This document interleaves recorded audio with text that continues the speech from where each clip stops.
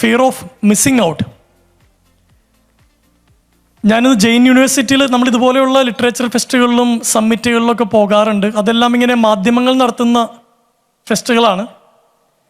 ഞാനിവിടെ വിചാരിച്ചിരുന്നത് കോളേജ് പിള്ളേരാണല്ലോ, പൊതുവെ പോകുമ്പോഴൊക്കെ ഒന്നല്ലെങ്കിൽ ബ്ലേസറോ ഫോർമൽസൊക്കെ ഇട്ടാണ് വരാറ്. ഞാനിന്ന് ഇങ്ങനത്തെ ഒരു ഡ്രസ്സൊക്കെ ഇട്ടാണ് വന്നിരിക്കുന്നത്.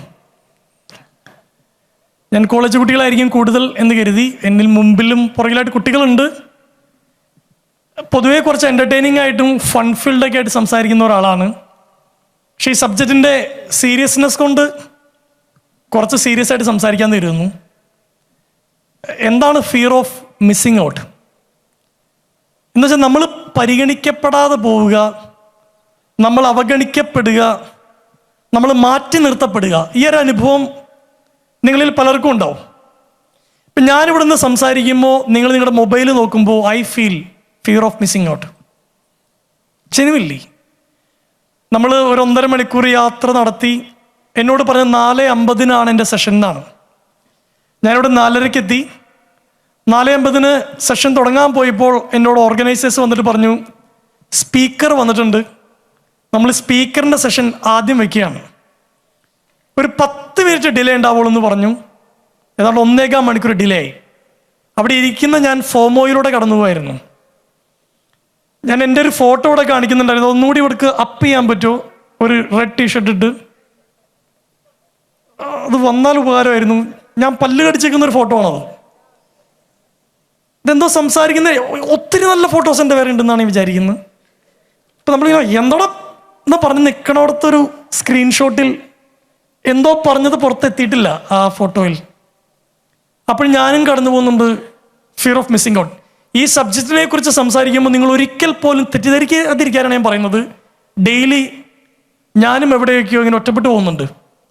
ഇപ്പം ഞാൻ സ്വാഭാവികമായിട്ടും ചിന്തിച്ചത്, എനിക്കിത് കഴിഞ്ഞ ഒരു അപ്പോയിൻമെൻ്റ് ഉണ്ട് എൻ്റെ പബ്ലിഷറായിട്ട്, സമയം ഡിലേ ആവൂ, ചോദ്യങ്ങൾ ഇനി കൂടുതൽ ചോദിക്കപ്പെടരുതെന്നൊക്കെ ഞാൻ ഉള്ളിരുന്ന് ആലോചിക്കുക. കാരണം ഇത് കഴിഞ്ഞ് വേറെ സ്ഥലത്തേക്ക് എത്താനുണ്ട്. ഇപ്പോൾ ഫിയർ ഓഫ് മിസ്സിങ് ഔട്ട് നമ്മളെല്ലാവരും കടന്നു പോകുന്നുണ്ട്. ഈ ടേം ആദ്യമായിട്ട് കോയിൻ ചെയ്യപ്പെട്ടത് ഹാർവേഡ് ബിസിനസ് സ്കൂളിലാണ്.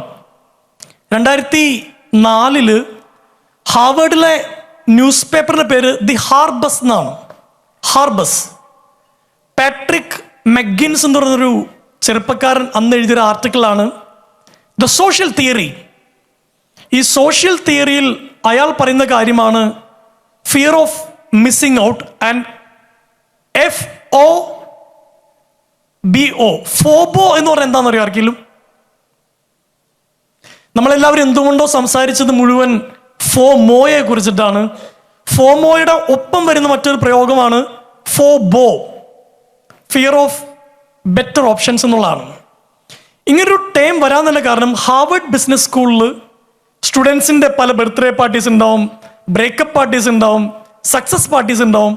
ഇപ്പം ഈ ഹാർവേഡിൽ പഠിക്കുന്ന ഏതാണ്ടൊരു 500 600 2000 എനിക്ക് നമ്പേഴ്സ് അറിയില്ല, ഇങ്ങനെ കുറേ പേർക്ക് ഇൻവിറ്റേഷൻസ് വരും. ഇന്നെൻ്റെ ബർത്ത്ഡേ പാർട്ടിയാണ്, യു ആർ ഇൻവൈറ്റഡ്. ഈ ഇൻവൈറ്റ് ചെയ്യപ്പെട്ട ആൾ മറ്റൊരാളോട് പറയും, എടാ ഇന്ന ബർത്ത്ഡേ പാർട്ടിക്ക് നിന്നെ വിളിച്ചിട്ടുണ്ടോ? അപ്പോൾ അവർ ഇല്ല, എന്നെ വിളിച്ചിട്ടില്ല.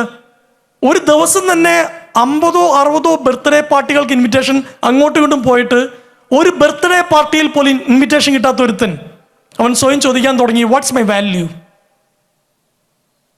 നിങ്ങളുടെ പ്രിയപ്പെട്ടവർ അല്ലെങ്കിൽ നിങ്ങൾക്ക് അടുപ്പമുള്ള ഒരാൾ നിങ്ങളെ കല്യാണം വിളിച്ചില്ലെങ്കിൽ നിങ്ങൾക്ക് എന്തു തോന്നും?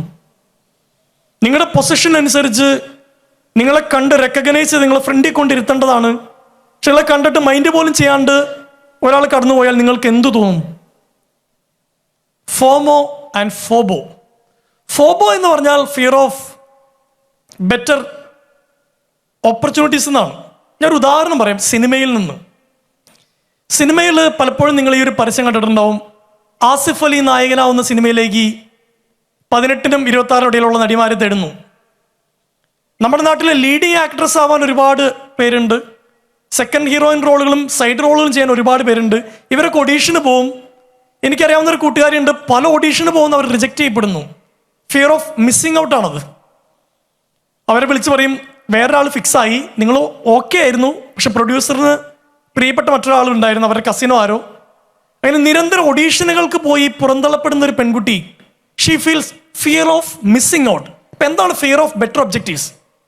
നമ്മുടെ നാട്ടിലെ ഒരു ലീഡിങ് ആക്ട്രസ്, അവരുടെ മുമ്പിൽ ഒരേ സമയം 2 സ്ക്രിപ്റ്റ് വരികയാണ്. ആദ്യത്തെ സ്ക്രിപ്റ്റ് എസ് രാജമൗലിയുടെയാണ്. രാജമൗലി ചെയ്യുന്ന പുതിയ പടത്തിൽ ഒരു ക്യാമിയോ റോളാണ്, ചെറിയ റോളാണ്, 5 മിനിറ്റ് 7 മിനിറ്റത്തേക്കേ ഉള്ളൂ, പക്ഷെ ഭയങ്കര ഇമ്പാക്ട്ഫുൾ ആയിട്ടുള്ള റോളാണ്. ആ ഓപ്ഷൻ്റെ അതേ സമയത്ത് അതേ ഷൂട്ടിംഗ് ടൈമിലാണ് മോഹൻലാലിന് നായകനായിട്ട് ഒരു ത്രൂ ഔട്ട് വേഷം കേരളത്തിലൊരു പടത്തിൽ. ഏതെടുക്കും? ഇതാണ് ഫിയർ ഓഫ് ബെറ്റർ ഒബ്ജക്റ്റീവ്സ്. വിവാഹം കഴിച്ച എല്ലാവർക്കും തോന്നുന്നത് ഇത് തന്നെയാണ്. ഇതിലും നല്ലതായിരുന്നോ അത്? Fear of better options. ഈ ഫിയർ ഓഫ് ബെറ്റർ ഓപ്ഷൻസും ഫോമോയും ഉണ്ടെങ്കിൽ നിങ്ങളുടെ ലൈഫ് എങ്ങും എത്തില്ല. ഇതിനെ പറയുന്നത് അനാലിസിസ് പാരാലിസിസ് എന്നാണ്. നിങ്ങൾ എന്തിനെ ഇങ്ങനെ എനിക്കെന്താ ഇത് കിട്ടിയത്, അവൻ്റെ ഭാര്യയെ നോക്കൂ, എന്ത് സമാധാനമാണ് അവന് കിട്ടുന്നത്, ഇങ്ങനെ നിങ്ങൾ എന്തിനെ അനലൈസ് ചെയ്താൽ, ഈ സിറ്റുവേഷനിൽ എന്നെ എന്താ വിളിക്കാതിരുന്നത്, ഞാൻ 4:50 എത്താന്ന് പറഞ്ഞല്ലേ, പിന്നെ എന്തിനാണ് സ്പീക്കർ കയറ്റി, ഞാൻ അനലൈസ് ചെയ്താൽ that will lead to paralysis. CJ Roy sir ആത്മഹത്യ ചെയ്ത വാർത്ത വേദനിപ്പിക്കുന്നതായിരുന്നു. അദ്ദേഹത്തിന്റെ ഇന്റർവ്യൂസ് എല്ലാം എടുത്ത് നോക്കിയാൽ ലൈഫിനെ സെലിബ്രേറ്റ് ചെയ്തൊരു മനുഷ്യൻ. ഒരു മൊമെന്റിൽ ഒരു റെയ്ഡ് വരുന്നു, ഒരു സത്യാവസ്ഥകൾ എനിക്ക് അവിടെ നമ്മൾക്കിപ്പോൾ കേട്ട അറിവുകളിൽ നിന്ന് ചോദ്യങ്ങൾ ചെയ്യപ്പെടുന്നു. പെട്ടെന്ന് ഒരാൾ കയറി സ്പ്ലിറ്റ് സെക്കൻഡിൽ ഗണ്ണെടുത്ത് ചെസ്റ്റിലേക്ക് ചൂണ്ടി വെടിവെച്ചത് എന്തുകൊണ്ടായിരിക്കും? ഒന്ന്, മരണത്തിലേക്കുള്ള വഴി ഈസി ആയിരുന്നു. ഈ ഗൺ ഷോട്ട് എപ്പോഴും അവൈലബിൾ ആണ്, ഇറ്റ്സ് ഈസി. നിങ്ങൾ ആലോചിച്ച് നോക്കൂ, നമ്മൾ ജനിക്കുമ്പോൾ തന്നെ നമ്മുടെ ഒപ്പം ഒരു സ്വിച്ചും കൂടി തന്നുവിടാൻ കരുതുക. ജീവിതം എപ്പം അടുക്കുന്നോ, ഇനി ജീവിക്കാൻ താല്പര്യമില്ലെന്ന് തോന്നിയാൽ നിങ്ങൾക്ക് ആ സ്വിച്ച് അമർത്താന്ന് പറഞ്ഞാൽ നിങ്ങൾ എപ്പം ഞെക്കിന്ന് വെച്ചാൽ മതി. ഐസ്ക്രീം കിട്ടാത്തതിൻ്റെ പേരിൽ, ടൂറിന് വിടാത്തതിൻ്റെ പേരിൽ. കാരണം മരണം ഈസിലി ആക്സസിബിൾ ആണ്.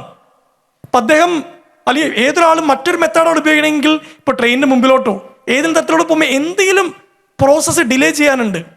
സ്വിച്ച് ഇട്ടാൽ നിങ്ങൾ മരിക്കുമെന്ന് ഉറപ്പുണ്ടായിരുന്നെങ്കിൽ ഒരു ബ്രേക്കപ്പിന് ശേഷം നിങ്ങൾ സ്വിച്ച് ഇട്ടേനെ. മരണം അത്ര ഈസി അല്ല. അതിന് ഈസിലി അവൈലബിൾ ആക്കുന്ന ഒന്ന് നമ്മുടെ കയ്യിലുണ്ടെങ്കിൽ നമ്മൾ ചിലപ്പോൾ അതിനകത്തേക്ക് പോയിരിക്കും. പെട്ടെന്നുണ്ടായ ഒരു അദ്ദേഹത്തെ ചോദ്യം ചെയ്യപ്പെടുന്നതിൻ്റെയോ ജീവിതത്തിൽ ഒരു പക്ഷേ ഇതുവരെ നേരിടാത്തൊരു പ്രത്യേക ക്രൈസിസ് വന്നപ്പോഴോ അനാലിസിസ് പാരാലിസിസ്. വെയിറ്റ് ചെയ്തിരുന്നെങ്കിൽ സൊല്യൂഷൻസ് ഉണ്ടാകുമായിരുന്നില്ലേ? ഈ അനാലിസിസ് പാരാലിസിസിനെ നമ്മൾ മറികടക്കണം എന്നുള്ളതാണ് ഈ ഫോമോയുടെ നമ്മൾ ആദ്യം കണ്ടെത്തേണ്ട ഒരു കാര്യം.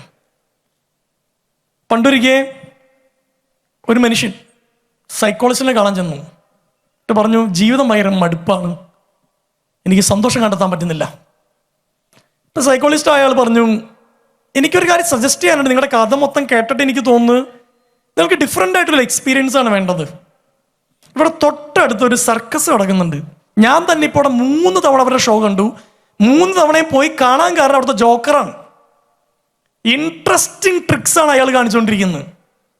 ഓരോ തവണയും ഓരോ ട്രിക്സ്. അയാളിങ്ങനെ നമ്മുടെ എല്ലാ പ്രശ്നങ്ങളും മറന്ന് നമ്മളെ ചിരിപ്പിക്കുന്ന ഒരു മനുഷ്യൻ. ഞാൻ നിങ്ങൾക്കൊരു ടെമ്പററി സൊല്യൂഷൻ സജസ്റ്റ് ചെയ്യാണ്.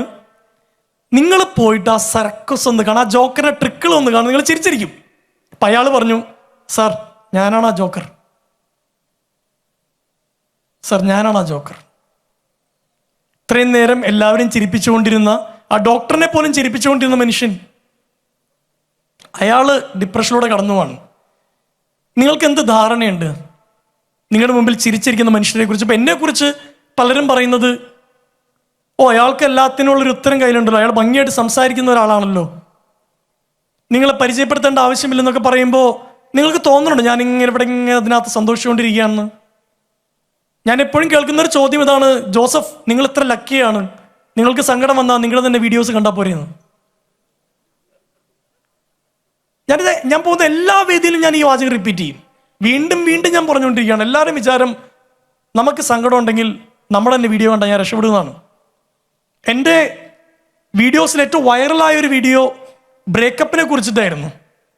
ഞാൻ അന്ന് പറഞ്ഞ ആ വാചകം ഒരുപാട് പേർക്ക് ഉപകാരപ്പെട്ടു എന്ന് പറഞ്ഞത് ഞാൻ കേട്ടിട്ടുണ്ട്. ആ വാചകം ഇങ്ങനെയായിരുന്നു, every breakup is a wake up call. After all it's not a break down, it's break up, wake up.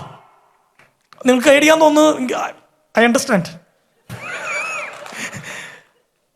എവിടെയെങ്കിലും പണി കിട്ടിയതിൻ്റെയോ സർവൈവ് ചെയ്തതിൻ്റെയോ ആയിരിക്കും. ഇത് പറഞ്ഞിട്ട് ഈ സംഗതി ഭയങ്കര വൈറലായിരുന്നു. ടെഡിലാണ് ഞാൻ ഈ ടോക്ക് കൊടുത്തത്. ഇംഗ്ലീഷിലായതുകൊണ്ട് അത് നോർത്ത് ഇന്ത്യൻസ് വരും പോലും കാണുകയും 34 ലക്ഷം വ്യൂസ് ഉള്ള വീഡിയോ ഏത് മാറി. ഈ വീഡിയോ ഞാൻ ചെയ്യുന്നത് 2018 എനിക്ക് ബ്രേക്കപ്പ് ഉണ്ടാവുന്നത് 2021. ഞാൻ ഈ വീഡിയോ കണ്ടിട്ട് ഒരു ചുക്കും സംഭവിച്ചില്ല. എൻ്റെ വാചകങ്ങൾ എന്നെ നോക്കി ഇങ്ങനെ പല്ലിളിക്കുന്നത് കണ്ടു. അപ്പോൾ എനിക്ക് നിങ്ങളോടൊക്കെ പറയാനുള്ളത്, എല്ലാവരും സങ്കടത്തിലാണ്. ഞാൻ റോയ് സാറിൻ്റെ കാര്യം വീണ്ടും ഇപ്പം എടുത്ത് പറയാൻ കാര്യം, ഇത് നാളെ യൂട്യൂബിൽ വരുമ്പോൾ ആളെങ്ങനെ കേൾക്കുന്ന നിങ്ങൾക്ക് വേണ്ടിയാണ് ഞാൻ പറയുന്നത്. എല്ലാം ഉണ്ടായിരുന്ന ഒരു വ്യക്തി, അദ്ദേഹം പറഞ്ഞത് എനിക്ക് ബക്കറ്റ് ലിസ്റ്റ് അല്ല ഡ്രം ലിസ്റ്റ് ആണെന്ന് പറഞ്ഞേ. ബക്കറ്റ് ലിസ്റ്റ് ഫില്ല് ചെയ്തു. ഒരു ഡ്രമ്മിൽ എന്തോരോ ആളുകൾക്ക്, ഒരു ഡ്രമ്മിൽ മുഴുവൻ ലിസ്റ്റുകൾ എഴുതിയിട്ടാണെങ്കിൽ അതൊക്കെ ഞാൻ അച്ചീവ് ചെയ്തു. എനിക്കൊന്നും വേണ്ട. ഞാൻ പ്ലെയിനിൽ യാത്ര ചെയ്യുമ്പോൾ എൻ്റെ പൈലറ്റ് പറയുകയാണ്, ഇപ്പോൾ ഈ പ്ലെയിൻ ക്രാഷ് എന്ന് പറഞ്ഞാൽ എഴുന്നേറ്റ് തുള്ളും എന്ന് പറഞ്ഞ മനുഷ്യനാണ്. ഓൺ എ സ്പ്ലിറ്റ് സെക്കൻഡ് കടൽ പോലെ പ്രശ്നങ്ങൾ മുമ്പിലേക്ക് വന്നപ്പോൾ എന്ത് തന്നെയാണ് അതിൻ്റെ പുറകിലെങ്കിലും ആ ഗണ്ണെടുത്ത് ഇത്രയും ആത്മവിശ്വാസമുള്ള ഒരു മനുഷ്യൻ നിറയൊഴിച്ച് എന്തുകൊണ്ടായിരിക്കും? I don't know if I commit suicide. I don't know. സൂയിസൈഡിനെ പ്രേരിപ്പിക്കുന്ന പല അനുഭവങ്ങളും ഉണ്ടായിട്ടുണ്ട്. മിക്കവാറും ഇതായിരിക്കും ഈ വീഡിയോന്റെ തംബ്നെയിൽ. അപ്പൊ എങ്ങനെയായിരിക്കാം ഇതിനെല്ലാം സർവൈവ് ചെയ്ത് നമ്മളിവിടെ എത്തിയത്? എനിക്ക് നിങ്ങളോട് പറയാനുള്ളത്, ഫോമോ ഫോബോ, അനാലിസിസ് പാരാലിസിസ്, ഈ വാക്കുകൾ നിങ്ങൾ ഓർത്തിരിക്കണം. നിങ്ങൾക്ക് ഒരിക്കലും ബെറ്റർ ആയിട്ടുള്ള ഓപ്ഷൻ കിട്ടുമെന്ന് കരുതി കിട്ടിയതിൻ്റെ വില കളയരുത്. എൻ്റെ ഗുരു പറഞ്ഞ പോലെ, ജോസഫേ, ഒരാൾ വീട്ടിൽ ചെന്ന് ഭാര്യയോട് പറയാണ്, എടി ഞാൻ എന്നാ സുധാകരൻ്റെ വീട്ടിൽ പോയി, സുധാകരൻ്റെ ഭാര്യ ഉണ്ടാക്കിയെന്ന ചായ. അങ്ങനെ പറഞ്ഞാൽ അയാൾക്ക് പിന്നെ ചായ വിട്ട് പച്ചവെള്ളം കിട്ടില്ല വീട്ടിൽ നിന്ന്. കിട്ടിയതിനെ സെലിബ്രേറ്റ് ചെയ്യുക എന്നുള്ളതാണ്. കുറച്ചുകൂടി നല്ലൊരു അപ്പൻ എനിക്കുണ്ടായിരുന്നെങ്കിൽ, കുറച്ചുകൂടി നല്ലൊരു അമ്മ ഉണ്ടായിരുന്നെങ്കിൽ. ബന്ധങ്ങളും ഈ ദാമ്പത്യം പോലും മൊബൈൽ കണക്ഷൻ എടുക്കുന്ന പോലെയാണ്. ജിയോന്റെ എടുത്താൽ ചിലപ്പോൾ full time talk time free ആയിരിക്കും, ഇന്റർനെറ്റിന് പൈസ കൂടുതലായിരിക്കും. എയർടെലിൻ്റെ വേറെ ഓപ്ഷൻസ് പ്ലാനുകളായിരിക്കും. ഡിഫറെൻറ്റ് പ്ലാനുകളാണ് ഓരോരുത്തർക്ക്. നിങ്ങൾക്ക് കൂടുതൽ മെസ്സേജ് ചെയ്യാനാണ് ആഗ്രഹം, പക്ഷെ കിട്ടിയത് ഡാറ്റ പാക്കാണ്. ഡാറ്റ കൊണ്ട് ജീവിക്കുക എളുപ്പം. ഞാൻ പറയുന്നത്, നിങ്ങൾ ഉപദ്രവിക്കുന്ന,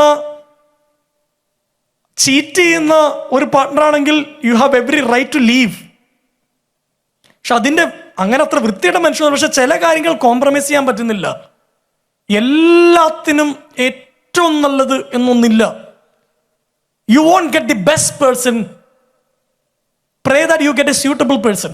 ഞാൻ യൂത്ത് ഉള്ളതുകൊണ്ടാണ് പറയുന്നത്, നിങ്ങൾക്കൊക്കെ കിട്ടിയെന്നറിയാം.